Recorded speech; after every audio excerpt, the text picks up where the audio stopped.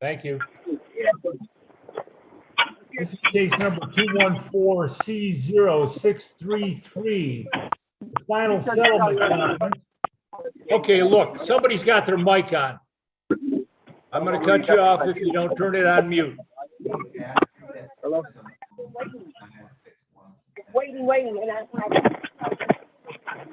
Can somebody identify themselves? They've called in on the phone, 734. I'm actually doing Seven. stuff right now. I want everybody to put their microphones on mute. If you don't do that, I'm going to cut you off.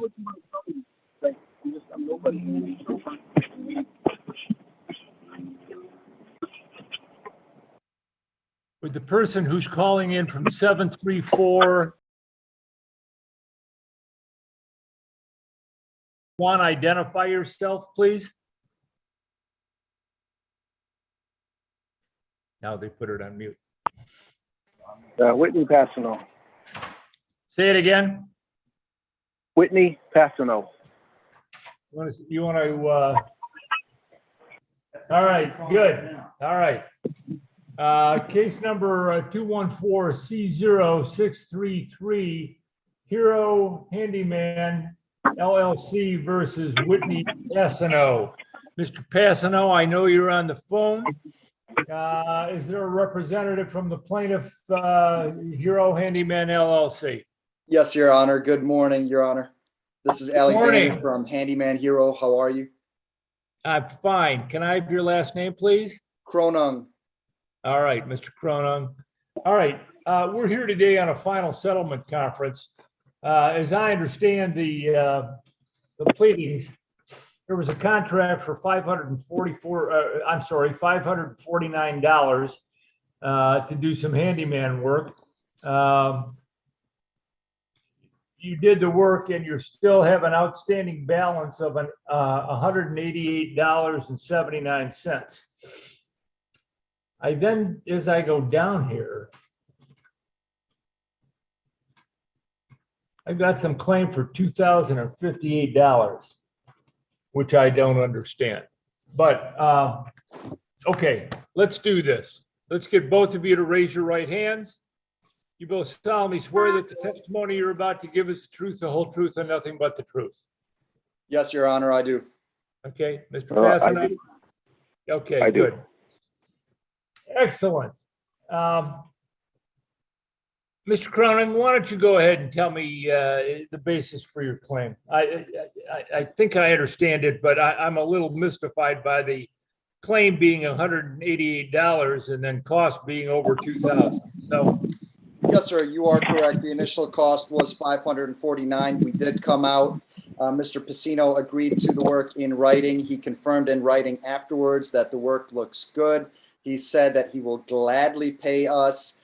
He did pay us $360.21, confirming that he had agreed to at least doing the work, because at some point he had mentioned that he did not. Okay, so I understand that, and I'll get with Mr. Passino about whether or not he agrees that he'll gladly pay for the work. I'll keep it simple. I want to know about the $20,078.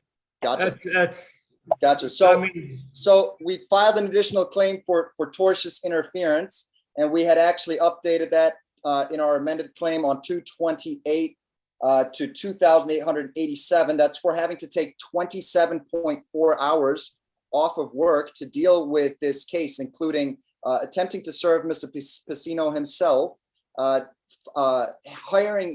calling police officers because he was harassing us, hiring skip tracing, hiring process servers, driving to the court several times, and then also being in these Zoom conferences. One of them took the majority of the day, unfortunately. So when we add all the hours up, we get 27.4 hours that we were not able to work because we had to pursue this claim. We charge $105 an hour in our business, sir. We're a 5-star business, and the amount adds up to $2,887. That is, in fact, lost revenue and money that we did not collect because we could not be at the work site. So that is where that Okay. number is coming Let me from. hear from Mr. Pacino. Mr. Pacino, what's going on here? You owe $188 and you're gladly willing to pay that. Well, no, this guy originally was, well, it was my neighbor, and we were kind of like friends as well originally. But yeah, no, I had called him to put a pipe. I asked him if he could put a pipe over here at the shop. And then on the day of the work, he says he wants the money before he leaves the job site. I said, well, this might not be a good day because I'm not going to be there to pay you. I can't pay you today. Do we have a written contract here? No, it was all just, I mean, the guy was like my neighbor and a friend for a couple years. And so, I just called him on the phone. I says, if you could do this pipe. The first rule of corporate business is never do business with family or friends, but go ahead. Yeah, I mean, and he said he'll do the pipe. He couldn't tell me exactly what it was going to cost. He shot me that price of, somewhere that, something around $500, give or take. And so then, like he said, that he wanted the money before he left. I says, I can't pay you. I'm not going to be here. So maybe today's not a good day. But when I left, and then he made his way in the building through my coworkers, and he did do the work. And the work is okay. I'm not saying he did the work and the work is okay. All it was, he just put a pipe. And then he says, well, I need $550. I says, well, I never exactly agreed to any price, but of course you did the work. I gave him $350, and he went bananas about this $150 that he believes that he decided that he was owed. I never agreed to anything verbally or in writing. I told him I had a conversation. He's going to do it for free? No, I wouldn't. Of course, I never thought for a second he was just going to come over here and give it to me for nothing. So, I mean, that's why I promptly paid him the $350, which was, it was all just, there was no paper, and then there was no verbal, you owe me $550. He never said you owe me $550 before we started. He just came up with the price at the end. And, for him to go spend 27 hours over $150 seems a little over the top. Okay. But, look, did you agree to the initial fee of $500 and some dollars? No, I never was given Yes a price or of no? $550. That's a simple No. yes or no question. No, I never agreed to $550 because I was never told $550. Well, what did you think you were going to pay for this? I figured it would be, anywhere from $300 to $500. I was estimating in my own mind. It's just 10 feet of pipe. 10 feet of Look, pipe. this is the final settlement conference. I can't render a decision. What I can tell you is what I think is going to happen in front of Judge Tabby. I think he's going to grant the $188.79 of unpaid work. I think he's going to grant $75 in terms of court costs, and I think he'll apply something in the neighborhood of $100 for service. Mr. Cronin, the $2,000 plus is outrageously expensive. You can serve by mail. I mean, I don't know what the heck you were doing for 2007, whatever dollars. So I would think that a good resolution of this matter would be, let's see, 288 and 75, about $350. Your Honor, may Now, just wait. I can't force you guys to do this. You're going to have to go to trial. You're going to have to pay attorneys. You're going to have to go through the whole process. All I can do is encourage you to settle this for $350. Now, if you want to do that, that's great. If you don't, that's fine too, because I don't have to try it. Judge Tabby does. So if that makes sense to both of you, great. If it does not, let me know and I'll set it on the judge's docket for trial.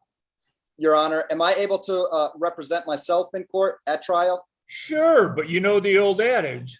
I certainly do. I do think it's reasonable. By the way, I agree with you. Doing business with friends and family is dangerous without a contract. And I have ever since been using contracts with all of my clients. He did agree to our hourly rate of 105, and we worked for 3.5 hours. Okay, I'm not going to argue this case. What I Okay. want to know is between the two of you, look, you're going to trial if you don't resolve this today. I'm absolutely fine for that. I believe in being compensated for my time. I don't work for free, and that includes the 27 hours that I've taken to pursue All this right, case. fine. Then you try and convince Judge Tabby that you're entitled to that. Okay, great. Mr. Pacino, it looks like we don't have an agreement in the range that I have suggested. So good luck to you at trial. Same to you, Mr. Cronin. Thank you so much, Your Honor. Enjoy your time with Judge Tabby. I like him. I sure will. Thank you. I was going to tell you, like, I was just going to pay the $350 today, just based on your judgment, Your Honor. So yeah, well, I appreciate that. I think that's a reasonable approach. But Mr. Cronin wants to go to trial. He's going to be Perry Mason. How he's going to represent himself in this matter and take testimony from himself and all of that is sort of a mystery to me. But he should have a good time with Judge Tabby doing that. Okay. Okay, great. Thank you. I will let the judge know that we were unable to resolve this in the final settlement conference, and you guys will be getting a trial notice. Enjoy yourselves. Great. Thank you. Yeah. Bye. Bye.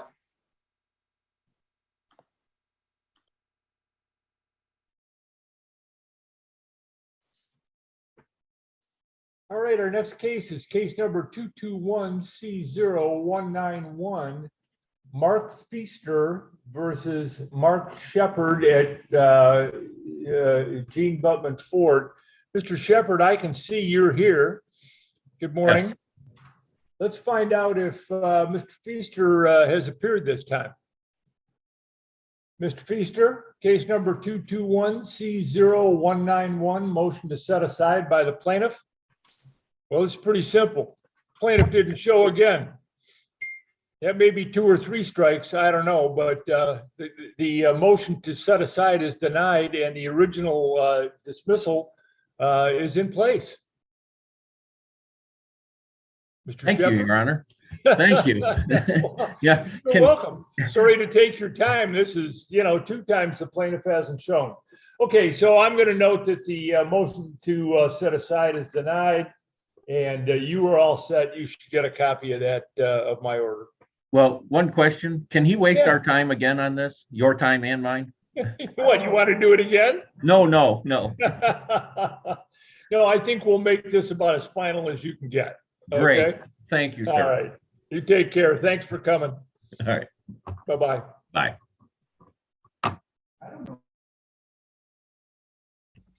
Hi, what's your name, please? Akeisha Collins.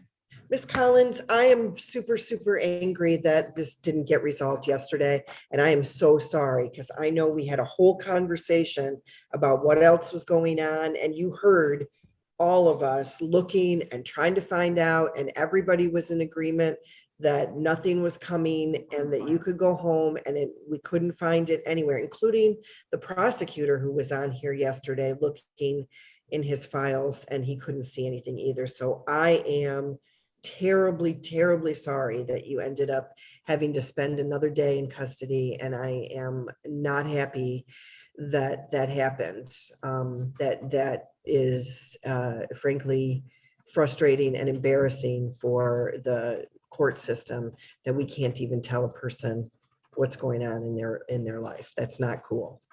I don't know that I can fix it. But I want you to, and it doesn't help you at all for me to tell you that I wish it hadn't happened, but I want you to know that it's not cool, and I recognize that. Mr. Burdell, can I help you? Judge, I'm here on arraignment duty. I think I'm probably tagging in for Ms. Reiser. Ms. Okay, Reiser if she's finished, unless she'd like to, but I'm here. Okay, awesome. Thank you, Mr. Burdell. Of course. Sorry to be late. No, it's understandable. Okay, what's your name, sir? I'm a female. I'm And my sorry. name is I am so Demetrius. sorry. I can't see you well enough. There you are. Of course you are. I apologize. I also don't have any females in my list. So Okay, hang on I'm one ready. second. Tell me your name again. is Denitris Cargill. Oh, I do have you in my list. I'm so sorry. That's okay. Okay, let's start over. Hello, could you state Hi, your how name are for the you? record, please? I'm so sorry. All right. That's okay. How are you? I have you, the masks and the Zoom, it's all just a That's nightmare. okay. Well, it's not okay. Hair don't make it any better, so. Yeah, I couldn't see, it looked like if the way you had your Right, face yeah, tipped forward, I exactly. couldn't see your hair at all. There you go. All right.